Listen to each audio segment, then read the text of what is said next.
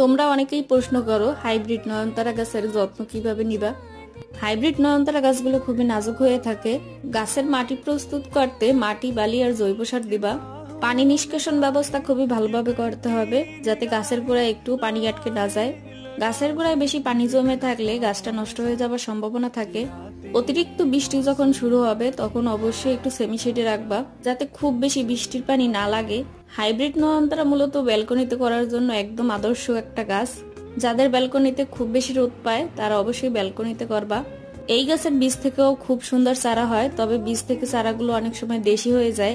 Hybrid নয়নতারার চারা তাই cutting থেকে করতে হয়। আমার সকল নয়নতারা গাছই কিন্তু হাইব্রিড ছিল, কিন্তু বীজ লাগাইতে লাগাইতে এখন দেশি হয়ে গেছে। তবে মাশাল্লাহ, দেশি হলেও খুব সুন্দর ফুল ফোটে, আর তেমন কোনো টেক কেয়ার লাগে না। সপ্তাহে একবার সবজি পচা পানিটা দেবা, দেখবো অনেক সুন্দর হবে গাছগুলো। আজকের মতো আল্লাহ হাফেজ, সবাই ভালো থাকবা।